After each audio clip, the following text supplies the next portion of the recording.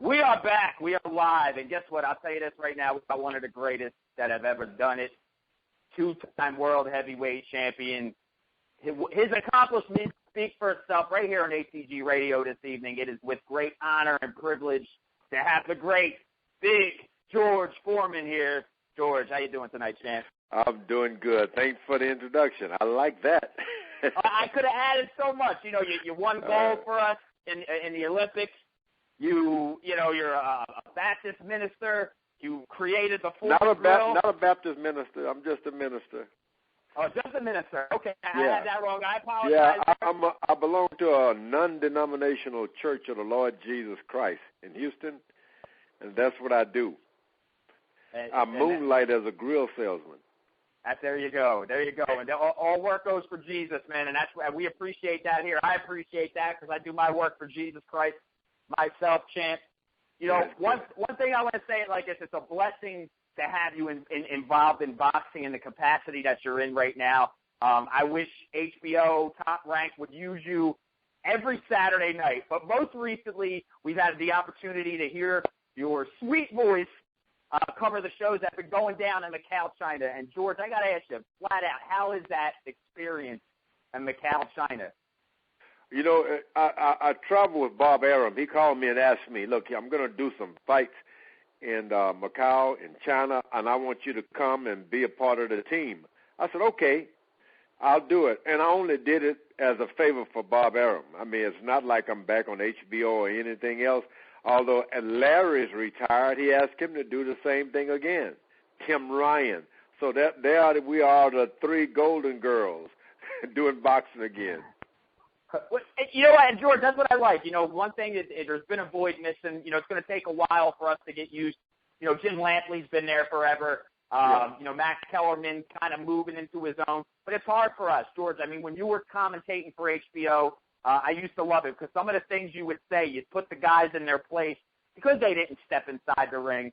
And, you know, it's just good. It's just refreshing to have you back, at least. And I love it now. Don't get me wrong. I love it.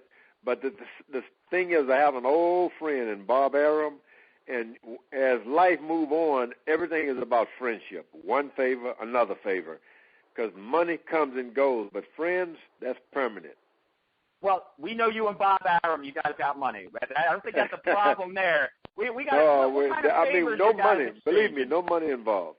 No, I tell you, what kind of favors? What is Bob Arum going to owe Big George Foreman? If Big George wants to make a comeback in 2015 or 2000, it's not going to happen. But the three of my sons, all named George, of course, they formed a company, the Foreman Boys Promotions, and they've been a part of the team to promote those boxing matches. As a matter of fact, the next big one that's coming up, Pacquiao-Rios, will be part of the Foreman Boys promotions.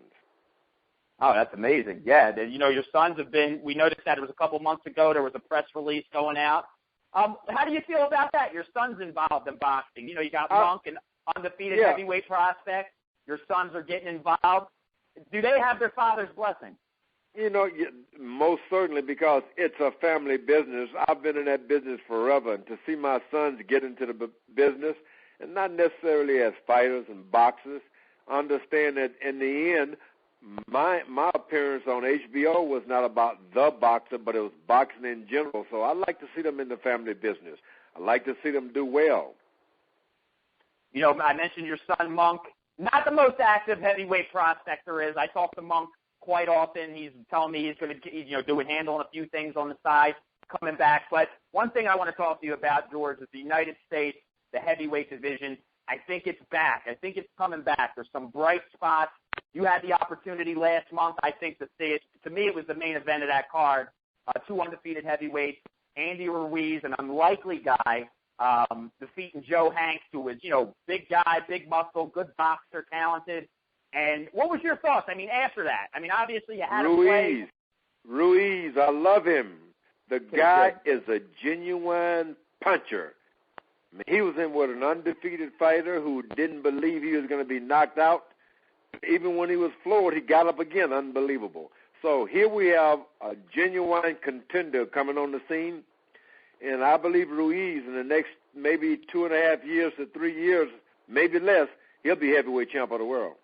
The top rank, your friend Bob Arum, the rest of the executives, top rank. I speak to them, and they think, once the Klitschko's are out of the way, the heavyweight division's for the taking for him. There's two other guys, George, I want to get your thoughts on. This past Friday, not much to really discuss. It was about 90 seconds. Deontay Wilder knocked out a former heavyweight champion, a former belt holder, and Sergey Litovich. What are your thoughts on this kid? 29-0, 29 knockouts, Olympic bronze medalist, good-looking, big, strong guy. What are your thoughts on this kid? Well, I only have hope. I hope this is the second coming of another giant who comes in the heavyweight division and clean up everything and make everybody exciting. Other than hope, I don't have much to say about him. The Ruiz guy I see all the promise in his future. The others, I have hope. That's all. And does that, I was going to mention one more name, Bryant Jennings, another undefeated kid, has been fighting on some of the TV stations out here, beating some solid competition. Yeah, and there's still hope. They get once they get into the gym and then find all the trainers, Emmanuel Stewart and a few of the others, have passed on now. We need to find trainers now who can prove themselves. There's a guy in Arsenault, California, who's training a few of the lighter weight fighters. If they can get a hold to a heavyweight, then I would tell you yes, even if he has 3 knockouts. I tell you yes, because they got a good trainer behind them. And that's speaking of the card that you're going to be calling the fights on the 23rd of November. You're talking about Robert Garcia, who is training Brandon Rios, who's getting ready to fight Manny Pacquiao. Great fight, super fights this year. But the thing that makes this even more super, George, you're going to be calling the shots in this fight. What are your thoughts? I mean, I know you got to kind of be biased in the fight because you're you can't sit there and be like, I want Pacquiao or I want Rios. But your thoughts? Early preliminary prediction from the great champ George Foreman. Who do you think has the advantage going into this right now? I think that Pacquiao has the advantage, no doubt about it. You know why? Because when you can fight, you never lose that ability to fight. You get knocked down, you get counted out, you're just going to have to live with that. I had that happen to me in Africa in 1974. 20 years later, I got up and was ready to do it again. And if I can do it in 20 years, Pacquiao can do it in 1 or 2 years as easily. He's the man. It's his fight to lose. Rios, boy, we are blessed in the boxing sport to have such a chin. He's not going away. In that final bell ring, he's going to be standing. George, one final thing. My co-host Michael Doss wants to jump in here. He's a huge fan. He's from the Houston area. Mike Doss, you're on with Big George Foreman. Hey, George. Hello, my friend. Hey, how are you? Great. I want to ask, talking about Deontay Wilder, a lot of people are actually comparing him to Big George Foreman coming up. You had some knockouts. You were kind of overpowering everybody. A big guy. He was a bronze medalist. You were a gold medalist, a little bit different. But, just the kind of way he's fighting, he's destroying guys back and forth. You actually had some tough fights in between. You had a little bit different upbringing, from him in the pro ranks. But what do you think about the comparisons to yourself with Deontay? I love it. I love it because that means he will hear it, and that's back to the gym and make them love you. I love the comparison. And you know what? Big like that even makes me feel good, too, because I didn't see myself as good as he is. Yeah, but I'm not. George was a gold medalist. George was a gold medalist. He was a bronze medalist. George, he's got a long way to go. The medals don't mean a whole lot once that bell rings in the professional ranks. It don't mean a lot. All you can do is punch. This guy is knocking them dead. Let's see it happen. Let's see. Well, as a trainer, and knowing the sport like you do, if you were training a guy like Deontay Wilder, would you really want to go the route of 29-0, 29 knockouts, never really being past 4 rounds, and already looking at a heavyweight championship? You had tests. I mean, you blew out most of your opponents, but you had some real. But I was ready to fight Joe Frazier, and that skepticism exists when they said George Foreman has had all these knockouts, not only gone the distance with Roberto Davila, Gregorio Peralta, 10 rounds once, and won 8 rounds, and then another 10 rounds with guys. And everybody said they weren't anything, they weren't any tests. George is going to extend it. Frazier is going to kill him. All of these knockouts. And next thing you know, Frazier was a victim too. The heavyweight champion of the world getting knocked out in 3 rounds. I think if you can punch, you can't play with a puncher. Don't play with it. I wanted to always be a boxer, and I used to tell my trainer, Dick Sather, I want to be out there. I want to box. He'd always say, you go 10 rounds, there's always a chance someone is going to take that decision and give it to the other guy.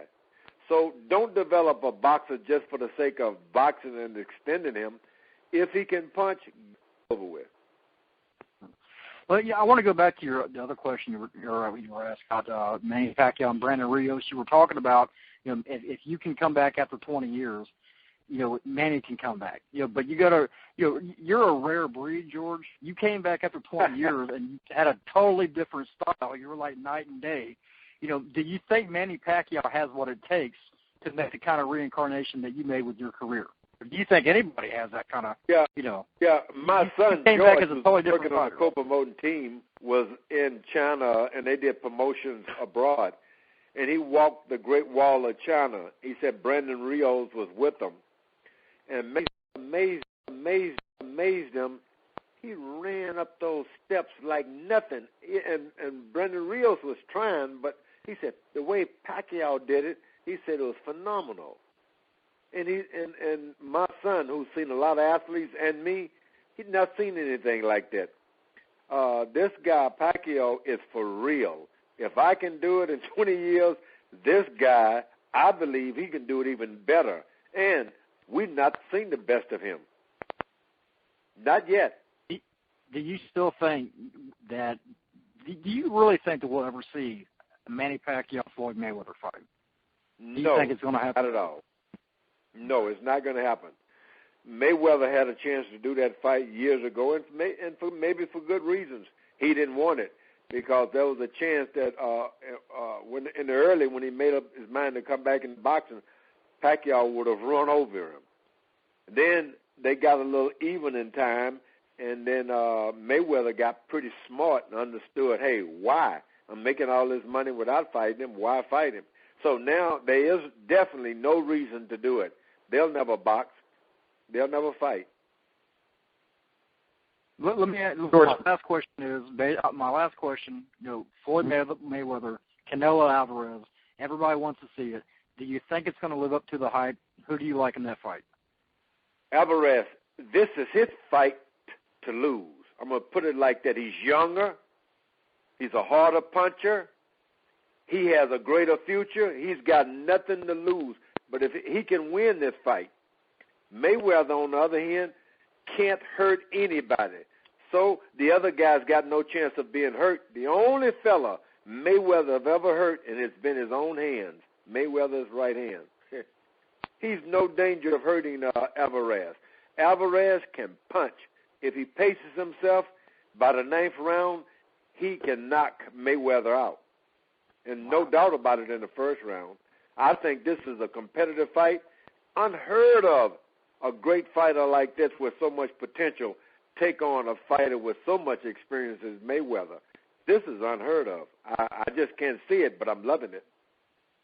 The last time I heard you say unheard of is when Roy Jones Jr. landed that body shot on Virgil Hill and knocked him out in the 4th round on HBO. and last week, that was the most amazing shot you want to see in the light heavyweight division. A couple months ago, we've seen something similar when Gennady Golovkin knocked out Matthew Macklin with a body shot. Yeah. And I was just I didn't see that, but I sure am going to look for the replay now. All right. Hey, well, what do you think about him? And then I'm going to get off here. What do you think about Golovkin? What do I think about? I didn't hear your last question. What do you think about Gennady Golovkin? Have you seen anything besides that?